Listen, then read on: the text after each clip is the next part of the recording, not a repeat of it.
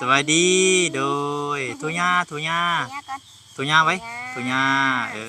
จมูกว้าวจมูกใจให้จมูกใจวายตะวันตะวันตะวันตะวันไอตะวันไว้ว้ายแพงแพงแพงแพงแม่แพงแม่แพงแม่เด้อแพงแม่แพงแม่แพงอาม่าแพงอาม่าจุ้ยลูกคนนี่เลยลูกคนดำดำคือท่านแท้เนี่ยเพื่อนเฮ็ดท่านกับลูกกับดำคือกันเลยเนี่ยโอ้ยมันออกมาจะท่านมาจากลูกนี่เนาะก็มีแต่สิให้เครดิตทั้งอ้ายเพื่อนน้องพี่น้องพอได้ซื้อน้ำเย็นกินจะเนาะซื้อน้ำห้อนก็ได้ดิซื้อน้ำห้อนก็ได้เนาะเอาแสนกีบเด้อขอบใจให้ร่ำให้รวยเด้อ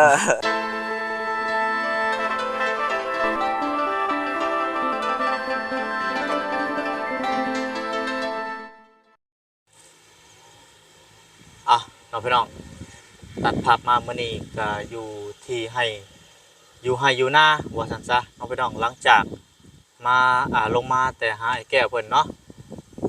สบายดีเด้อพ่อแม่พี่น้อง FC กันเบิดสุขุสุคนน้องพี่น้องบ่ว่าสิอยู่ไกลบ่ว่าสิเป็นพี่น้องฝั่งลาวฝั่งไทยบ่ว่าสิเป็นพี่น้องทางต่างประเทศก็ยินดีต้อนรับเข้าสู่ช่องบ่น้อยเชียงรายคือเก่าคือเดิมน้องพี่น้องเนาะก็คือมาฮอดจดถึงแล้วพี่น้องเนาะบ้าน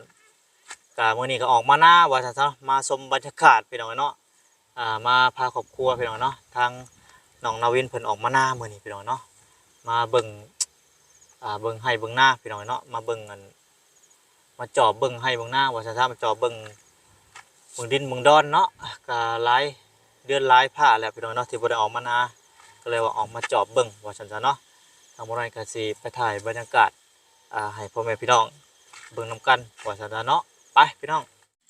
นี่แหละน้องพี่น้องบรรยากาศอยู่ให้อยู่หน้ากันเลยตอนนี้ก็ออกมาส่วงแรงว่าซั่นซะพี่น้องเนาะ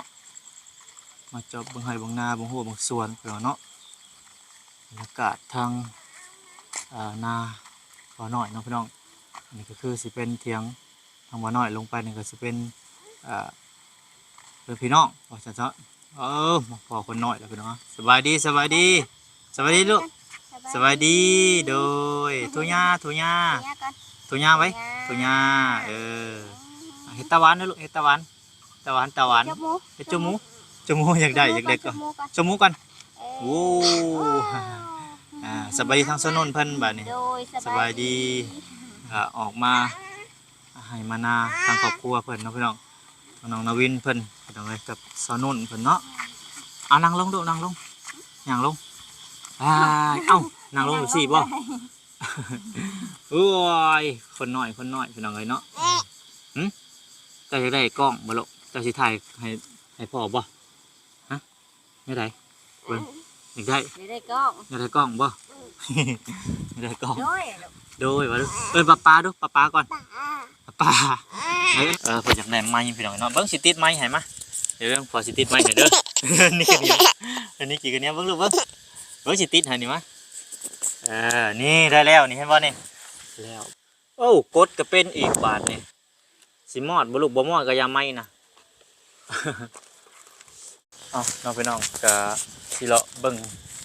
บรรยากาศช่วงแรงๆพี่น้องเนาะก่อนเมื่อก่อนกลับว่าซั่นซะนี่เป็นซอกขอกไก่ทางนาบาวเพิ่นน้องพี่น้องเนาะเป็นเห็ดไก่เขามานอนหรือว่าเบิ่งนี่ใส่โอ้ยเป็นไก่2-3ตัวเนาะนี่ทางนาวินเพิ่นเอาไม้ไปแล้วอันหนึ่งพี่น้องเนาะเพิ่นเว้ากันเอ้ยนาวินจ๊ะสวัสดีลูกสบายดีจมูกพี่เปลี่ยนมาพี่จมูกว้าวจมูกใจให้จมูกใจวายตะวันไอ้ตะวันไว้ว้ายแพงแม่แพงแม่แพงแม่เด้อแพงแม่แพงอาม่า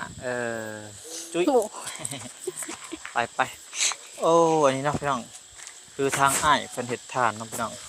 อันนี้เป็นอ้ายทางบ่อน้อยเองน้องพี่น้องกระบวนดินบ่อน้อยเองน้องพี่น้องกะบุรงบ่ลายน้องพี่น้องพอได้ปลูกพังน้องพี่น้องประมาณ2-3 ไร่นี่แหละประมาณ2 ไร่พี่น้องเนาะมันจะเป็นกระต๊อบพี่น้องเนาะทางอ้ายเป็น เฮ็ดเผาเตาว่าซั่นซะเนาะจูดให้จูดหน้าจูดเตาว่าซั่นซะและน้องพี่น้องบรรยากาศช่วงแรงๆอันนี้เป็นหน้องสระน้องพี่น้องดินก็บ่ค่อยงามปานใดแถวนี้มันเป็นบางหินดินทรายอยู่เทิงน้องพี่น้องเป็นโคกทางเทิงทางในก็สิเป็นดงอันนี้น้องพี่น้องเนาะแต่ก็ยังน้ำยังบ่หลายถ้าได้ปล่อยปลาพุ่นแหละ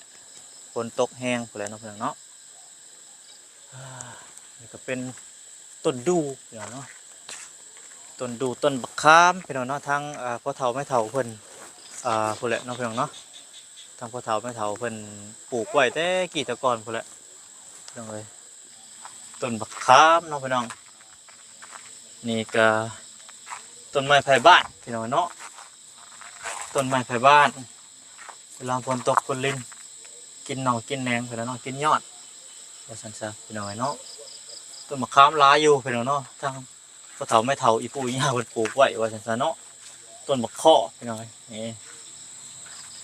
มันก็มีโอกาสพี่น้องเนาะออกมาเบิ่งไร่เบิ่งนาอยู่บ้านก็อึดอัดน้องพี่น้องโอ้ยจะเสร็จจังได๋บ่น้อยมักแบบธรรมชาติพี่น้องเนาะบ่น้อยดินในจำนวนนี้เนาะพี่น้องประมาณ10ปลายเฮกตาร์ทางพ่อเฒ่าแม่เฒ่าเพิ่นปั้นให้ทางถ้าพ่อถ้าแม่เพิ่นเนาะก็เหลือผู้ละเล็กละน้อยก็ปั้นกันผู้ละเล็กละน้อยทั้งลูกทั้งหลานก็ได้เพิ่นเนาะทางบ่น้อยก็ได้ประมาณ2ไร่นี่แหละพี่น้อยเนาะทางพ่อทางแม่เพิ่นปั้นให้กันว่าซั่นเนาะนี่ก็ได้บ่รวมบ่หลายดอกพอได้ปลูกได้พังพี่น้องเอ้ยพอได้เฮ็ดหัวเฮ็ดสวนปลูกมะพริกมะเขือบัดยามออกมันอยู่ไร่อยู่นาเนาะพี่น้องเนาะปลูกให้ทั้งเฒ่าแม่เฒ่าพ่อเพิ่นอยู่ก็ทางอ้ายพร้อมพี่น้องเนาะเพิ่นเฮ็ดน้ำไร่น้ำนาว่าซั่นซะเนาะทางบ่น้อยก็นี่แหละพี่น้องเนาะไปน้ำเวียกน้ำงานนี่แหละพี่น้องเอ้ยก็ไปเรื่อยๆเป็นจังไดก็ไปเรื่อยๆพี่น้องเนาะต้นมะขามก็ใหญ่พอสมควรอยู่พี่น้องเนาะนี่แหละแต่กระทั่งบ่น้อยก็ยังบ่มีไฟฟ้าดอกพี่น้องเนาะทางอยู่นานี่อยู่ไร่อยู่นานี่ก็ได้ต้นมะข้อเพราะว่ายังหาทุนอยู่เนาะพี่น้องก็บ่ฮู้ว่าสิได้ตามจุดเป้าหมายหรือบ่เนาะทางบ่น้อยจะอยากมาปลูกให้ปลูกนาปลูกเพื่อนอยู่หน้าพี่แหละเนาะบ่น้อยมักอยู่ให้อยู่หน้าพี่น้องเนาะแต่ก็ยังบ่มีไฟฟ้ามีแต่น้ำก๊อกบาดาลนี่แหละพี่น้องนี่เด้เบิ่งออกอยู่บ่น้ำนี่เบิ่งเป็นจังไดโอ้นั่นออกแท้นี่คือว่าฝนตกอยู่ เป็นจังไดนี่อ๋อออกช้าแท้นี่ปึ๊บโอ้ยังบ่ออกอยู่นี่เบิดพอยเบิดแล้วบ่เลยจังไดว้ายออกแล้วพี่น้องออกแล้วบ้านนี้เพื่อสิออกก็บ่แม่นง่ายตัวปวดปูโอ้ยออกซ่าแท้นี่ต้องได้เปลี่ยนพอยใหม่ไปแล้วเนาะบ่ได้ออกมาให้มาหน้าตะดดเลยบ่ได้อยู่น้ำไห้น้ำหน้าเพราะบ่มีไฟฟ้าพี่น้องอยู่บ่ได้ดอกก็พุ่นแหละถ้ามีเงินมีทุนพุ่นแหละเนาะพี่น้องเนาะจะเฮ็ดใหม่พี่น้องตัดภาพมาตอนนี้เนาะตัวทางอ้ายกับทางลูกเพิ่นผู้ลูกเพิ่นเฮ็ดปีช่างอันนี้สบายดีพี่น้องนะสบายดีทางอ้ายเพิ่นพี่น้องเนาะเลี้ยงชีพตัวเองนี่แหละเฮ็ดได้พอได้แก้ พอได้แก้พอได้ซื้อซื้อข้าวซื้อน้ำของกินรู้ลาก็อย่ามันบ่ได้แก้ไขชีวิตตัวเองว่าจังอันนี้ก็ถ่านเนาะเพิ่นเอาถ่านไปขายเพื่อทางอ้ายเพิ่นก็ได้ก็อยู่นำลูกเพิ่นนี่เด้ลูกเพิ่นดำคือท่านแท้อันนี้เพิ่นเฮ็ดท่านกับลูกก็ดำคือกันเลยนี่โอ้ยมันออกมาจะท่านบ่จักลูกอันนี้เนาะเจ้าแม่นบ่จัก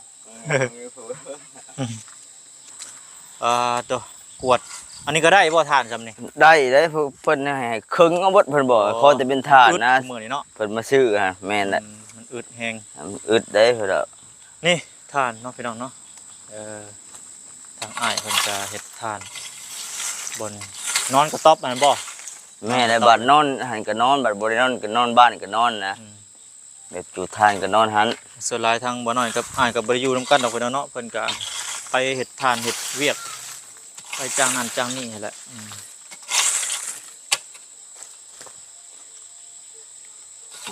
ได้เงินขายท่านมากก็เบิดเนาะแปลว่าซื้อบ่ได้แก้ไขแก้ไขประจำวันว่าจังซะ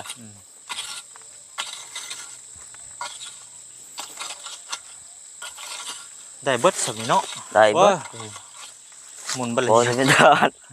เหยียบหมุนบ่เลยนะ บ่ได้มันก็แฮงหมุนกว่านี้ว่ะ ได้ประมาณจักสอบสำนี่ โอ้ย4-50นี่แหล้วทำนี่ก็ 10สอบเนาะบ่แม่นเตาอบไปดอกเนาะเตาอ่อนทม อบคือกัน อ อ บบ คือ ทาง กัน น เนาะ อน แต่ว่า มันดังไหม้คักได้พี่น้องเอ้ยมันก็ซ้ำกันกับเตาอบหั่นแหละเพราะว่า ความหมายมันก็อบคือกันนะแต่เฮา อบคือกัน อบทางนอนบ่แม่นแบบนั้น อบทาง ไม่คันบ่อบมันบ่เป็นทานเด้ แม่น มันแต่เฮาบ่เข้าใจซื่อๆว่าแบบใด คือทางอ้ายเพิ่นเนาะพี่น้องมานอนหน้ามาเผาหน้าว่าซั่นจะหน้าหลักหนี ก็คือเพิ่นเฮ็ดนั่นนี่แหละพี่น้องเฮ็ดเหมาะๆแม่ๆทางอ้ายมันก็ให้เพิ่นทางให้ทางบ่แม่นทางป่าเนาะเฮ็ดละของละหัวอ้อมหัวไว้ก็บ่น้อยก็หาทุนอยู่แต่ก็ยังบ่ได้มีทางยังไฟฟ้าเนาะพี่น้องไฟฟ้าก็ยังบ่ได้มี ก็มีแต่สิให้เครดิตทางอ้ายเพิ่นเนาะพี่น้องพอได้ซื้อน้ำเย็นกินว่าซั่นเนาะ ซื้อน้ำร้อนก็ได้ติ ซื้อน้ำร้อนก็ได้เนาะเอาแสนกีบเด้อ ขอบใจให้ร่ำให้รวยเด้อ ทางอ้าย โอ้ เพิ่น พอได้เลี้ยงลูกใช่เลยลูกก็ไปทางไหน ก็ได้ใส่ลูกเลยซื้อปลาทูมาให้มันนำ ลูกเป็นลูกดำเด้ ซื้อปลาทูมาให้มันนำเนาะนี่แหละก็มีแต่ทางข่อยก็สิกลับบ้านก็เด้อบัดนี้เด้อ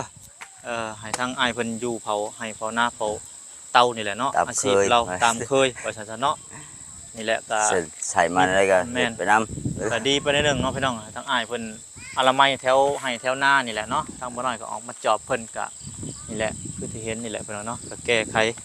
พอได้แก้ไขเราก็ได้เฮ็ดทาน แต่บางเที่ยก็ขาดเคินก็มีทางบ่น้อยก็อาจสิมีมีรายละเอียดละหน่อยก็ให้เพิ่นพอได้ซื้อของอยู่ของกินหรือว่าซื้อน้ำเย็นทั้งข่อยก็สิกลับก็ได้เด้อบัดนี้เด้อ เมื่อโชคดีโดย นี่เนี่ยได้ก็จังสิขาดเคินมากก็พอได้ทวงเท้าหานี่แหละไป บ่เป็นหยังบ่เป็นห บ่ ยัง ได้แก้ไขกัน คือว่าและอ้ายน้องก็ ชี เป็น วิต เนาะก็บ่ได้ทิมบ่ได้ปะกันเพิ่นเนาะสิเป็นจังไดก็ได้ เบิ่งให้เบิ่งสวนให้นี่แหละ แม่นเอาถ้ากลับก็ได้มื้อหน้าวันนั้นสิมาเยี่ยมมายามใหม่ โชคดีไปก่อนพี่น้องเอ้ยโอเคเนาะพี่น้องทางบ่น้อยก็สิกลับก่อนบัดนี้เนาะค่ำมื้อเปิดตาแล้วพี่น้องเอ้ยมากระช่วงแรงๆแน่จังน้อยพี่น้องเอ้ยเนาะเพราะว่าอันข้าวเวียกอยู่เพื่อนน้องพี่น้องเฮ็ดเวียกอยู่เพื่อนแน่ก็เลยว่าจะออกมาหน้ามื้อนี้อยากคิดฮอดหน้าน้องพี่น้องแต่เก่าแต่กี้แต่บ่น้อยก็ยังน้อยก็นี่แหละพี่น้องอยู่น้ำไห้น้ำนาอยู่น้ำสวนเนาะอยู่ดงไปเฮ็ดดินครอบเฮ็ดทานบ่น้อยก็เคยเฮ็ดอยู่พี่น้องเนาะนี่เด้สิเป็นเถียงทางบ่น้อยเนาะพี่น้องแต่ว่าบ่มีคนอยู่เลยแหละเพราะว่าไผก็ไปเวียกไผลาวเนาะโดยโอเคซะพี่น้องก็ถ้ามีโอกาสมื้อหน้ามื้อใดเนาะพี่น้องถ้าบ่น้อยลงมาแต่เวียกแต่งานก็บ่น้อยก็สิมาอัปเดตเถียงนี่แหละเนาะพี่น้องอัปเดตให้เฮ็ดหน้านี่แหละเป็นจังได๋ฮอดขั้นตอนใดน้องพี่น้องเนาะหลังจากลงมาทางไอ้แก้วว่าซั่นๆเนาะเดี๋ยวมื้อหน้ามื้อใดบ่น้อยก็สิขึ้นไปหาไอ้แก้วเพิ่นใหม่ว่าซั่นๆเนาะพี่น้องเนาะไปซะพี่น้องพบพ้อกันอีพีหน้าสำหรับอีพีนี้ขอกล่าวคำว่าสบายดีพี่น้องสบายดี